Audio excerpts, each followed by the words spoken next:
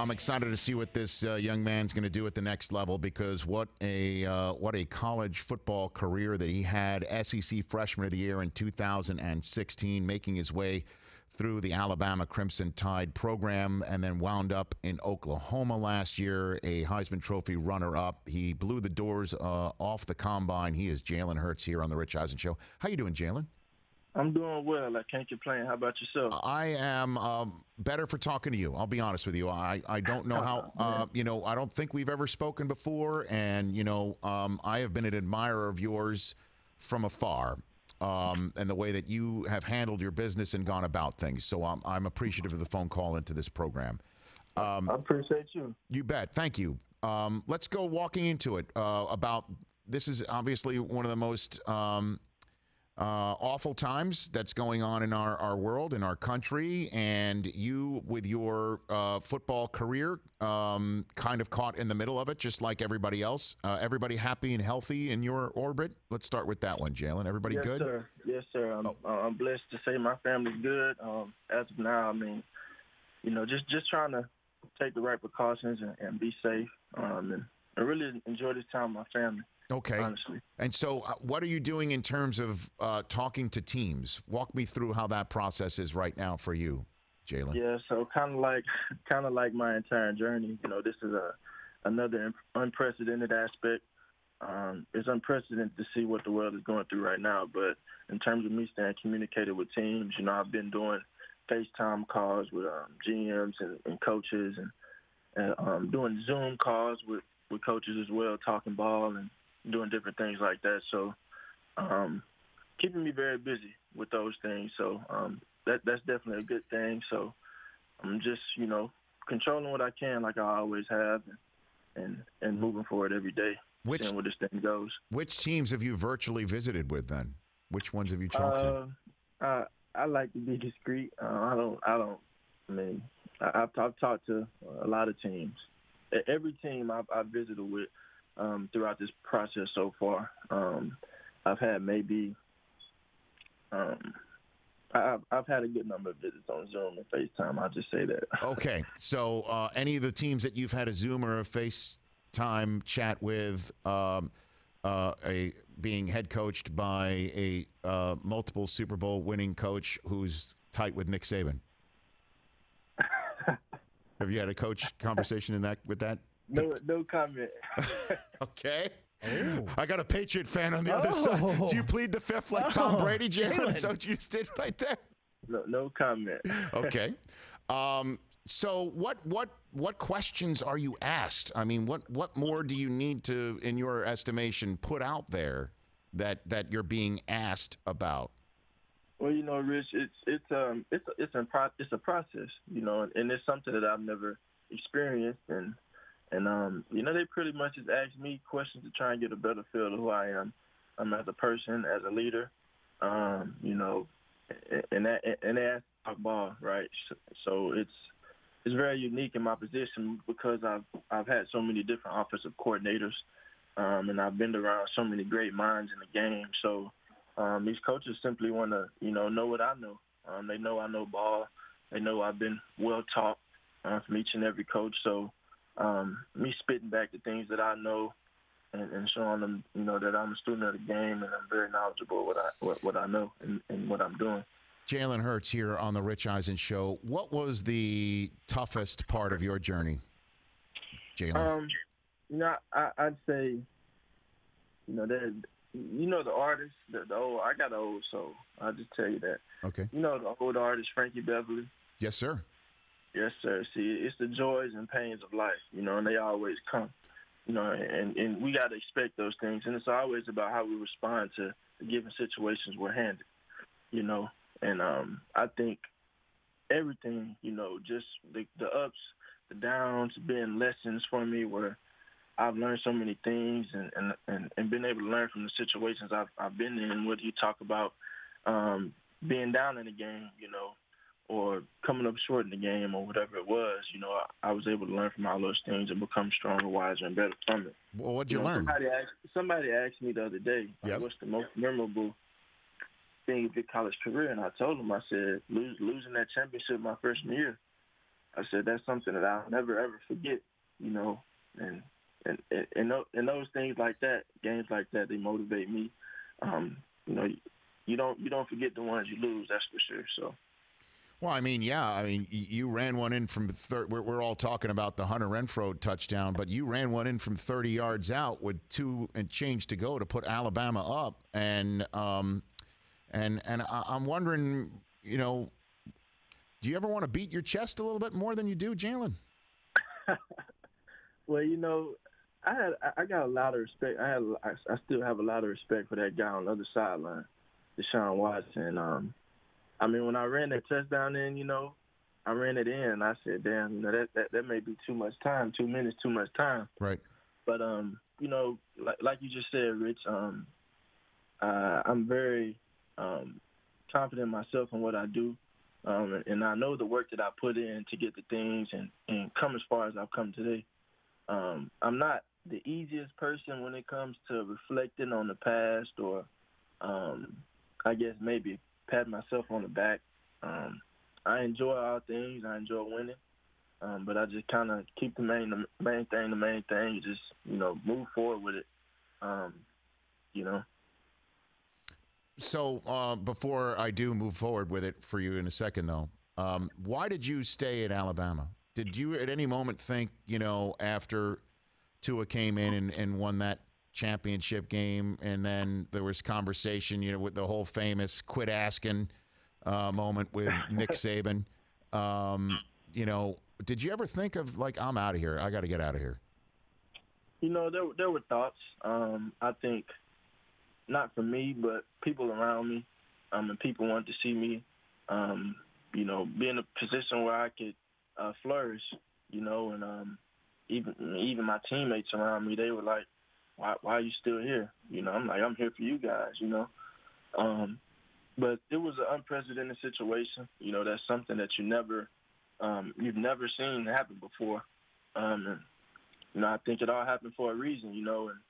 And me deciding to stay at Alabama, I wouldn't change that decision for the world. And what did you learn about yourself then? I mean, it taught me patience. It taught me patience, and it also taught me to have a new, profound appreciation for the game and for what I do, taking pride in everything and all of that. It just took another a step in growth. So an appreciation for the game and appreciating every moment, I say is very important to me. Jalen Hurts here on the Rich Eisen Show. So why Oklahoma? I know probably the answers to it, but walk me through that process. Your phone rings, or did you reach out? Walk me through how that all went down, Jalen. Yeah, so, you know, my entire process in terms of my second recruitment, being a grad transfer, it was different. You know, it was a 2 to 3 day process, and I'm talking to all these schools across the country. And I mean, everybody's calling and got in touch with Coach Riley, and he reached out to me, and, you know, we had conversations, and I think one of the most pivotal things was going somewhere, you know, and wanting to win. And, you know, I had a conversation with Coach Saban, a great conversation. And, you know, he's like, well, I think you should go to the school that has the best players, you know. And I said, he didn't ask me what schools were interested in. I mentioned Oklahoma being one of the schools. And he's like, well, it looks like you know where you're going. I said, yeah. I said, I already knew where I wanted to go, but, you know, just double-checking with him and having conversations with my family. And ended up going there, building a great relationship with the players there and Coach Riley, and went on to have a very successful year with the Sooners. What'd you learn from Riley? How did your game grow at Oklahoma, Jalen Hurts? Yes, I think my junior year was very pivotal. I will start by saying that being with Coach Mike Loxley and Coach Dan Enos, taking those steps as a quarterback and I'm seeing the game differently, you know, and then going to Oklahoma, you know, given all the success Coach Riley has had with Kyler and Baker and two great quarterbacks, Oklahoma legends, and me being able to go there and seeing how Coach Riley does and teaches the game of football there. A very unique approach to it, very different from what I was accustomed to at Alabama the previous 3 years. But, I mean, big on being decisive and just going out there and playing, you know. And I think me going to Oklahoma kind of brought a different, I wouldn't say tenacity, but brought a different type of toughness. And we tried to create a different standard there at Oklahoma. And I mean, you see how well our defense played, and you see the toughness we play with our offense and all those things. And those are things Oklahoma's always been known for in terms of, you know, putting up numbers offensively and all those things. But I think it was just a great feel for the team and putting all those different variables together. So it was a great and exciting year. Did I see one time after a game you just hit the weight room? That you were just did I see that? Was that a regular thing for you, Jalen, for you to lead by example? I mean, where did I see that this year? Rich, I think that was a deal where I wanted to create something new at Oklahoma. And there would be things that I did at Alabama, kind of my own little tradition or thing I do weekly. And I think, you know, working out after games was something that I wanted to do at Oklahoma. And it's amazing, you know, when you do things like that, you see people, you know, begin to follow you and join you after those games to do all those things. So when you see that you're having an impact, you know, on a group of guys and, you know, just trying to do things the right way, it's great to see. It's all for a great purpose. All right, before I let you go, Jalen Hurts, I'm going to give you the floor. What does an NFL team get with Jalen Hurts? Well, I'm a dog, a relentless competitor, and I'm going to work my tail off every day, try to win ball games. I mean, I've done a pretty good job of that, and just most importantly, impacting the people around me to my best ability. I think that's the biggest thing is can a guy impact guys and bring guys with him, and you know just bring a presence about himself to the organization and to the program. So, you know, I'm looking forward to what the future holds for me, and I'll just continue to work my tail off and try to take steps every day to be the best player, quarterback, and man I can be. Well, you know, today on our show, Jalen, we've been asking people because the people at Apple have come up with an idea that you can take back, you can retract a text that you send somebody. We decided to put that in the sports term. If you could take back, even if it's something from your youth, a team you rooted for, a sports moment in your life, whether it's you personally, anything you did at Alabama or Oklahoma or any team you rooted for, what would that one thing be if you could hit an unsend button on something?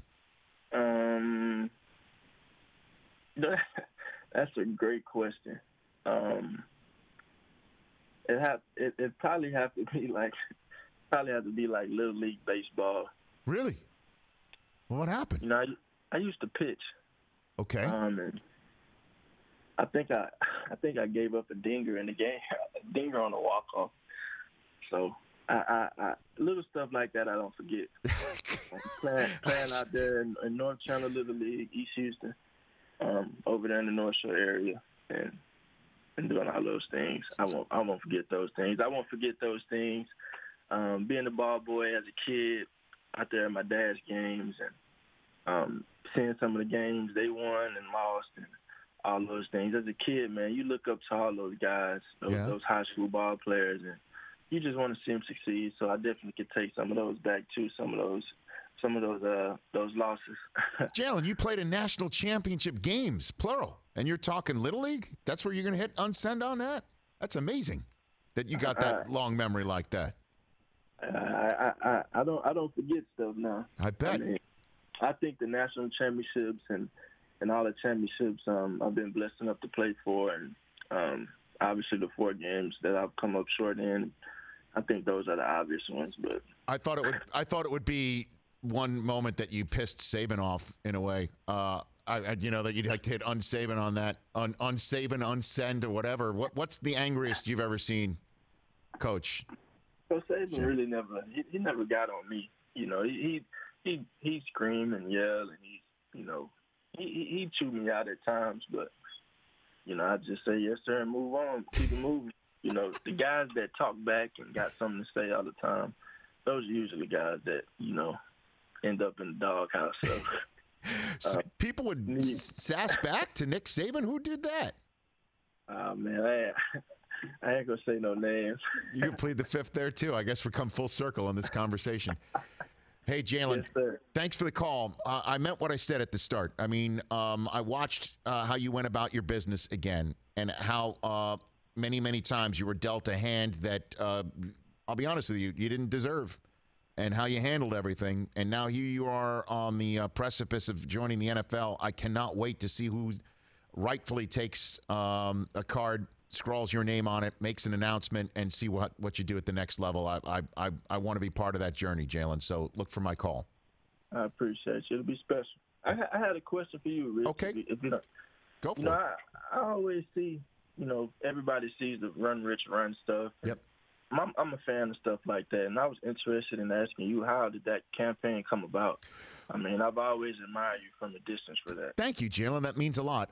It started with me running in 2005 at that combine out of sheer boredom. I'm waiting to do a broadcast on NFL Network. I'm sitting next to future Hall of Famer Terrell Davis. I'm sitting there in my suit and tie, and I asked Terrell, TD, I said, hey, how fast do you think I can run the 40? He laughed at me.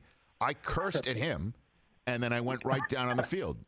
And I ran it and had no idea that the NFL Network crew in the truck that I thought was on break was recording it, and they showed it to me that night. Wow. And surprised me with it, and coaches and general managers kept asking, they wanted to see it, and I did it year after year after year. And then a member of NFL Network's management group, her name was Sarah Swanson. She now works overseas at NFL UK. And she's like, hey, how would you like to add a charitable component to this? And I was all over that. And St. Jude Children's Research Hospital was the choice for many reasons. They were already associated with the NFL, and they do angels work. And the rest is now, you know, I guess history in that regard. And it's one of the most rewarding things I've ever been a part of. My wife has always been on me to say, you know, you've got a platform. You should do more. You should do charitable work. And it gets me emotional just talking about it. Man, that's a great thing, man. I applaud you for it. And you don't know how big of an impact that is on a lot of people. Wow. A lot of people. So I appreciate that. I appreciate that, especially since, you know, your 40-yard dash time 4.54 is unfortunately my Uber rating. So the fact that you think that I've got good karma, I appreciate. Oh, man, you're my type of guy. You know that. Right back at you, Jalen. Right back at you. Good luck. Let's keep in touch, okay? Yes, sir. Have a good one. Right Stay back safe. at you. You got it. That's Jalen Hurts. Right here on the Rich Eisen Show. Please come to New England. Oh, my God. Who doesn't want him? Please come to New England. Oh, my God. Who says no to that? Oh, my God. Who says no to somebody who's like, I'm a dog. I'm going to Oklahoma, and I'm going to try and change the culture there. Change the culture. Lincoln Riley's one of the winningest coaches. Oklahoma's one of the winningest programs. Back-to-back Heisman winners. And he's like, you know what? I'm going to put my own stamp here. I'm going to go work out after games. I'm going to show that I'm about it. I'm going to walk it and talk it and then walk it. Even though college football fates have handed me a tough hand sometimes. Like, I'm winning a national championship game in one of the most amazing national championship games that we've seen in many different years by running one in from 30 yards out with 2 minutes to go to beat Clemson and Deshaun Watson, only to have that wiped away because of Clemson winning with mere seconds to go on the clock. And something that Alabama fans are still screaming about being a pick play. And he's in a national championship game the next year, and all of a sudden Tua gets the gig halfway through. Loses his starting job. He doesn't run off. He stays put. He graduates, Then he goes to Oklahoma. Who doesn't want a piece of that? And I asked him, just for you, Chris, because I love you. Out of all the teams that you've been FaceTiming and Zooming with, perhaps is one of them? Get the drop ready, Mike, because it's a Tom Brady Patriot drop. Is one of them a head coach with multiple Super Bowl rings? Is tight with Nick Saban? That's what he basically said. Which means yes. He said no comment. Which means yes. Dude, that would be the answer.